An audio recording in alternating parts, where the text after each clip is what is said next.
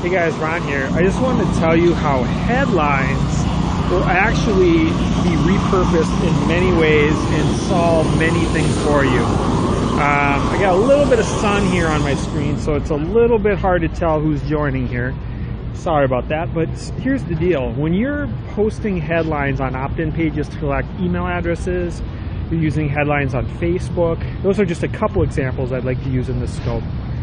You're going to get the right targeted people with the headlines and save years of your time by using the right headline to get the right people, Art Novino, good to see you, get the right people into your opt-in email list, okay? So just take that as step one.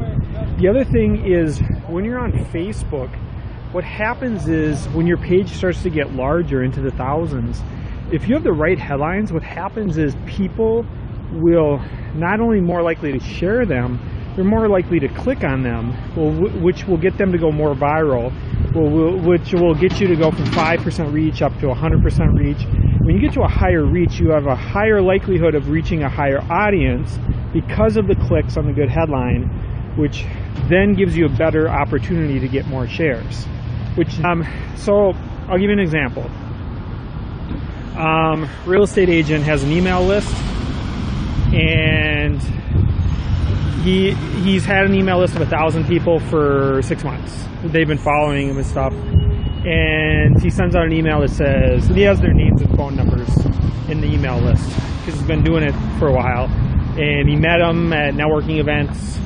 He got their permission to get them on the email list. He's got their business cards. Some of them don't have business cards because they're not business people. Point is, he's got their name and their phone numbers. They're in the database. He's using Constant Contact.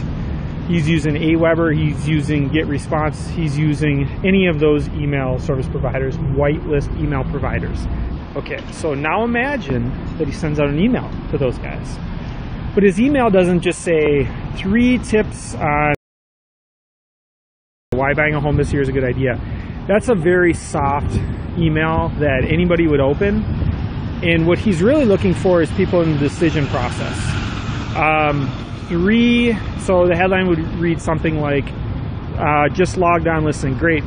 Okay, so so I'm fast forwarding to the email part, okay? So the email part is somebody's opening an email, okay? How you doing? Hi, good, how are you? You got $1 to spare? I don't, no, sorry. So somebody opens an email and, excuse me for a second here. Somebody opens your email, but you want to be very specific on your headline on what that email is, okay? So the email might read something like 3 questions to ask an agent right before you look at houses. 3 questions to ask a mortgage broker before you get pre-approved. 3 things stopping you from getting pre-approved for a mortgage. These are questions that people are thinking right before they're ready to make a decision to work with a mortgage broker, to work with a real estate agent, and so forth. And so what happens is when you track the people that open those emails, again, you have their phone numbers. So now you're going to go into your stats and you're going to export the list of the people, the names and the phone numbers of the people that actually open those emails. And you might have 100 people that open emails, 50 people that open the emails. So then you can call those people, right? You can call those people. I am not a realtor. I had a broker's license for about 12 or 13 years. I've helped realtors with marketing and stuff before in the past.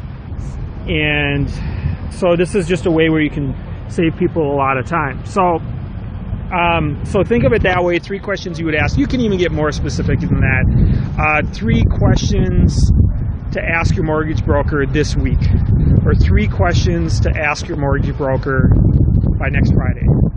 The more specific you are on the timeline, and you're not 27 tips to ask a mortgage broker this year. That's somebody that's still in the beginning of the process. You'd be looking for something more like the final 3 questions before getting pre-approved.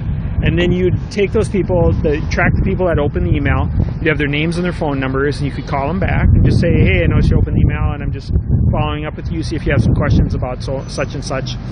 Now, what you could run into is you could have 50 people that open the email and be like, yeah, I wasn't really ready to make a decision yet. Thanks for calling back. Maybe call back in a couple months. If you call back 10 or 15 people and they're like that, then those leads were probably too cold. And you either have to email them for a longer period of time, or you have to be better with your headline, or what you can do, and it's depending. If you have an admin in the office could call those people at $8 to $10 an hour. If your time is worth $50 to $200 an hour, that's not going to be a great use of your time.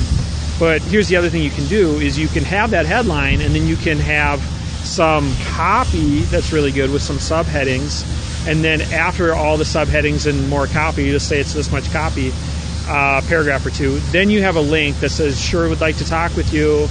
Hey, I think the link could say something like, hey, I'm in, I'd like to know those answers by phone. And then you could take the 6 or 7 people that click that link and then find out your stats and constant contact, get response, AWeber. Find the 6 or 7 people that click the link, and then what you're going to do is call those people, and then those are going to be much hotter leads. See, people are right now, they're too concerned about how do I get 1,000 leads and how do I get 500 leads. You don't want 500 or 1,000 leads. That's not the challenging part. The challenging part is the 80-20 your time with headlines. So if you need to use one headline to get people on an email list, another headline to filter them more to who opens the email, and then another headline or another sub-headline or two to narrow it down.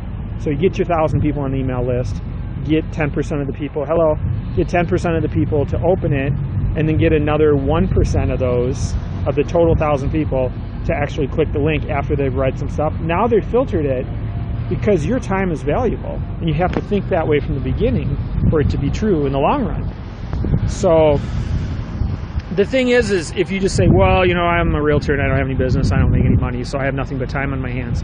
Well, that's not true. Thanks for the hearts. That's not true. If you don't start from the beginning with the mindset that your time is very valuable, you'll never get to a place where your time is very valuable.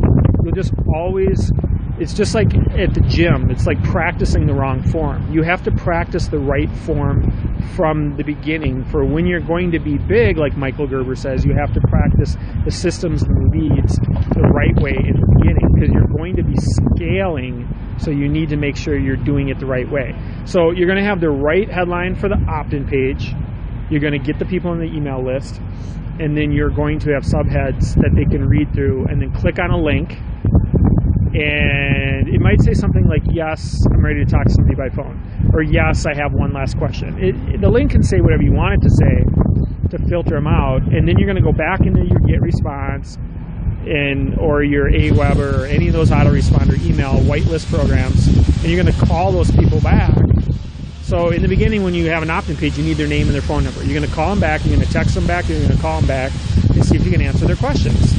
And the worst case scenario is you might get a couple unsubscribes, but the other worst case scenario is that they're just too cold of leads, where they're just not worth your time. So you just get better at headlines, you have more copy in your email before the link, you filter it out even more, or you just email them for more weeks or more months before you decide to call them back. Either way, most realtors and most people that network in life are networking with extremely cold prospects. They go to B2Bs, all these D&Is and all this other stuff. Those are really cold prospects. And just people off the street, these are much warmer prospects. And you're creating a funnel, a sales funnel, and a relationship funnel to do that. So that's just one example of how headlines can 80-20 your time. And then I would think that we're all on the same page here, that we've studied 80-20 a little bit. We've studied how being more efficient with your time would lead to more free time in your life and more money in your life. And that's the point of 80-20 in your life. But there's a lot of things that 80-20 in our lives: tools, systems, technology, cars, people. There's all kinds of things that 80-20 in our life. But I'm here to just tell you how in the world that we live in with social media, Facebook, Twitter, YouTube, blogging, all this other stuff, there's so many things to keep you busy 24 hours a day that I'm teaching you how all of them come together, and the overlap with all of them is the headline. The headline is where we have to get the click. We have to get the click to get more shares on social media. We have to get more reach on Facebook. We have to get the people off of Twitter. We have to get our blog post to rank so that we can get more clicks on our blog. We have to get opt-in email subscriptions. Without the click, you don't get the click without the headline being correct. So it can't be just something simple like 3 cool things that everyone needs to know in life. That's too general and it's not good enough. You got to be always getting better at your headline skills. So I got more scopes coming up in the future. I'm going to go blog for a little bit for you guys. ronor.com, RONOR.com. It's also my name here. If you swipe up to the left, to the right, up, everything, you'll see my name in here, ronor.com. How headlines 80-20 your time is